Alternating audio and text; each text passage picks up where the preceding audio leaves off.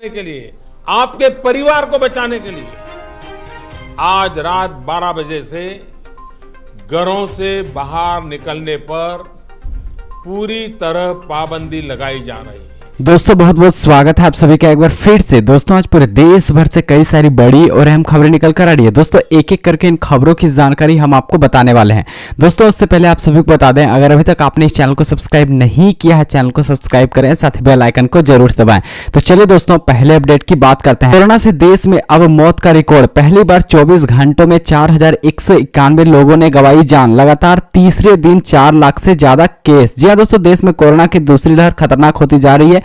बीते 24 घंटों में देश में 4,01,228 नए संक्रमित मिले, 3,19,469 ठीक हुए और 4,191 की मौत हो गई। इस महामारी से एक दिन में जान गंवाने वालों का यह सबसे बड़ा आंकड़ा है। अब भी यह चिंता की बात है कि देश में लगातार 3 दिन से 4 लाख से ज्यादा केस आ रहे हैं। दोस्तों आपको बता दें, इससे पहले 7 मई को 4.14 लाख और 6 मई को 4.13 लाख मरीजों की रिपोर्ट पॉजिटिव आई थी। तो चलिए दोस्तों अगले अपडेट की बात करते हैं। मोदी ने की उद्धव की तारीफ, कोरोना संकट पर पीएम मोदी की मुख्यमंत्रियों से बातचीत, कहा दूसरे लहर से सही ढंग से लड़ रहा है महाराष्ट्र। जी हां दोस्तों, प्रधानमंत्री नरेंद्र मोदी ने शनिवार को महाराष्ट्र के मुख्यमंत्री उद्धव ठाकरे से फोन पर बात की। इस दौरान दोनों नेताओं ने कोविड की वर्तमान स्थिति, ऑक्सीजन की उपलब्धता समेत कई मुद्दों पर चर्चा की। इस दौरान पीएम ने उद्धव की कोरोना काल में किए गए काम की तारीफ की। मुख्यमंत्री ऑफिस यानी कि सीएमओ के अनुसार पीएम ने सीएम ठाकरे से कहा कि महाराष्ट्र दूसरी लहर के खिलाफ अच्छी लड़ाई लड़ रहा है।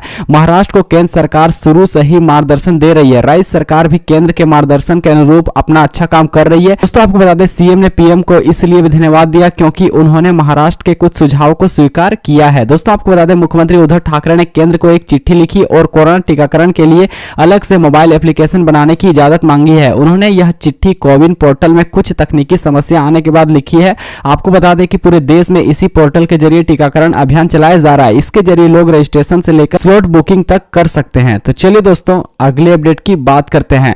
तैयारी, अस्पताल में इलाज के लिए अब कोरोना टेस्ट जरूरी नहीं, केंद्र सरकार ने जारी की नई गाइडलाइन। जी दोस्तों, अब अस्पतालों में इलाज कराने के लिए कोरोना संक्रमण का टेस्ट कराना अनिवार्य नहीं होगा। इस संबंध में केंद्र ने नई गाइडलाइन जारी कर दी है, जिसके तहत अस्पतालों में मरीजों को भर्ती कराने की राष्ट्रीय नीति में संशोधन किया गया है।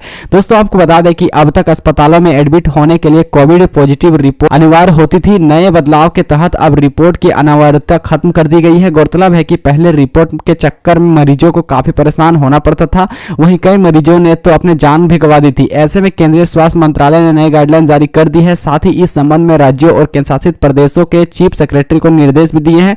उनसे कहा गया है कि नई नीति को 3 दिन में अमल में लाया जाए। दोस्तों आपको बता दें, जानकारी के मुताबिक केंद्र सरकार की नई नीति के तहत संदिग्ध मरीजों को सस्पेक्टेड वार्ड में एडमिट किया जाएगा। ये वार्ड कोविड केयर सेंटर, पूर्ण समर्पित कोविड केयर सेंटर और कोविड अस्पतालों में भी बनाए जाएंगे। नई पॉलिसी में यह भी साफ किया गया है कि मरीजों को उनके राज्य के आधार पर भी इलाज देने से इनकार नहीं किया जा सकता है। तो चलिए दोस्तों अगले अपडेट की बात करते हैं। बड़ा फैसला, सुप्रीम कोर्ट ने गठित की राष्ट्रीय टास्क फोर्स, ऑक्सीजन के वितरण मांग पर रखेगी नजर। जो दोस्तों, देश इस समय कोरोना वायरस संक्रमण की दूसरी लहर से जूझ रहा है। संक्रमण की तेज दर के साथ देश में ऑक्सीजन की कमी ने स्थिति और गंभीर कर दी है। देश में ऑक्सीजन की मांग और वितरण को लेकर सुप्रीम कोर्ट ने शनिवार को बड़ा फैसला लिया। जस्टिस डीवाई चंद्रचूड़ की अध्यक्षता वाली सुप्रीम कोर्ट की पीठ ने अपने आदेश में एक सदस्यीय राष्ट्रीय टास्क फोर्स गठित करने का आदेश दिया है। यह टास्क फोर्स पूरे देश में ऑक्सीजन की जरूरत और वितरण का आकलन और सिफारिश करने पर काम करेगी।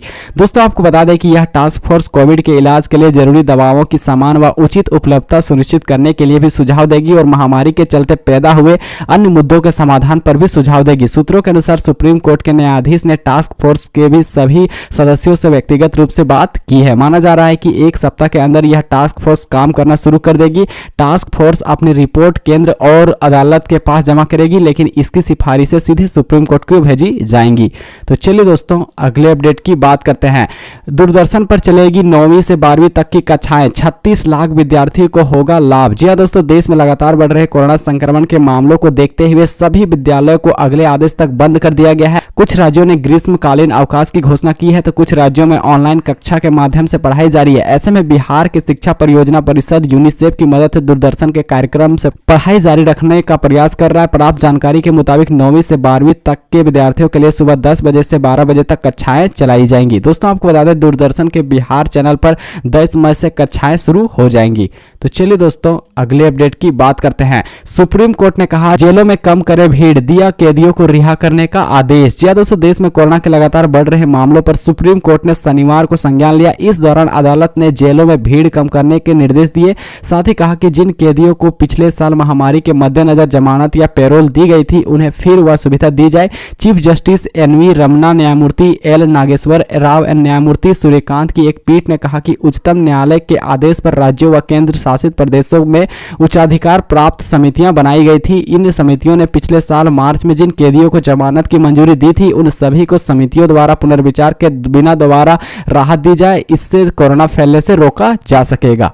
तो चलिए दोस्तों अगले अपडेट की बात करते हैं। दिल्ली में कोरोना, बीते 24 घंटों में सामने आए 17,000 से अधिक नए मामले, 332 संक्रमितों की मौत। जी हां दोस्तों दिल्ली में पिछले 24 घंटों में कोरोना संक्रमण के 17,364 नए मामले सामने आए हैं। इस अवधि में 20,160 मरीज ठीक हुए हैं और 332 संक्रमितों की उपचार के दौरान मौत हो गई। यहां अब कोरोना के कुल मामलों की संख्या 13,10,231 हो गई है। दोस्तों आपको बता दें इनमें से 12,03,253 लोग ठीक हो चुके हैं और 87,907 सक्रिय मामले हैं। राज्य में अब तक कोरोना के चलते 19,071 लोगों की जान जा चुकी है। यहां कोरोना के सक्रिय मरीजों का आंकड़ा अब 87,907 पर पहुंच गया है। तो चलिए दोस्तों अगले अपडेट की बात करते हैं। भारत ने बनाई कोरोना की दवा, डीआरडीओ की दवा को मंजूरी। इससे मरीज जल्दी रिकवर होते हैं, ऑक्सीजन की जरूरत कम होती है। जी हां दोस्तों कोरोना से जारी लड़ाई के खिलाफ एक राहत भरी खबर आई है। Drugs controller general of India यानी कि डीसीजीआई ने शनिवार को ड्रग 2 डिऑक्सी डिग्लूकोज यानी डू-डीजी दवा से कोरोना के इलाज में इमरजेंसी अप्रूवल दे दिया है। कोरोना संक्रमित मरीजों के लिए यह एक वैकल्पिक इलाज होगा। जिन मरीजों पर इस दवा का इस्तेमाल किया गया उनकी आरटी-पीसीआर रिपोर्ट नेगेटिव आई। दोस्तों आपको बता दें यह दवा कोरोना मरीजों के संक्रमण की ग्रोथ रोककर उन्हें तेजी से रिकवर करने में मदद कर सकती है। डू-डीजी दवा को Defence Research and Development Organisation यानी डीआरडीओ की lab Institute of Nuclear Medicine ने डॉक्टर रेड्डीज लेबोरेटरी की मदद से तैयार किया है। शुरुआती ट्रायल में पता चला है कि इससे मरीज के ऑक्सीजन लेवल में भी काफी सुधार होता है। तो चलिए दोस्तों अगले अपडेट की बात करते हैं। आईपीएल प्लेयर्स पर कोरोना का कहर जारी, केकेआर के सिफट के साथ प्रसिद्ध कृष्णा भी पॉजिटिव, कल टीम इंडिया में चुने गए थे। अब तक कुल 11 प्लेयर्स और 3 कोच पॉजिटिव। जी हां दोस्तों आईपीएल में कोरोना पॉजिटिव आने वाले खिलाड़ियों की गिनती जारी है। शनिवार को कोलकाता नाइट राइडर्स के 2 और खिलाड़ी संक्रमित पाए गए। इसमें तेज गेंदबाज प्रसिद्ध कृष्णा और न्यूजीलैंड के विकेटकीपर बल्लेबाज टीम सिफट शामिल हैं। कल ही प्रसिद्ध कृष्णा को इंग्लैंड टूर पर जाने वाली टीम इंडिया के स्क्वाड में स्टैंड बॉय के तौर पर चुना गया था। वहीं सिफट को फिलहाल अहमदाबाद स्थित आइसोलेशन सेंटर में क्वारंटाइन कर दिया गया है। वे अब न्यूजीलैंड के बाकी क्रिकेटर के साथ अपने देश वापस नहीं लौट पाएंगे। तो चलिए दोस्तों अगले अपडेट की बात करते हैं। विशेषज्ञों का दावा, यूपी में पीक से नीचे आया कोरोना, एक सप्ताह में 18.8% की कमी। जी दोस्तों उत्तर प्रदेश में कोरोना संक्रमण के मामले में गिरावट देखने को मिली है। कोरोना मामलों की निगरानी कर रहे अधिकारियों और एक्सपर्ट्स का दावा है कि कोरोना संक्रमण के मामले पीक पर पहुंचने के बाद नीचे आ रहे हैं। स्टेट में सीपीआर में पिछले 1.5 हफ्तों में लगभग 5%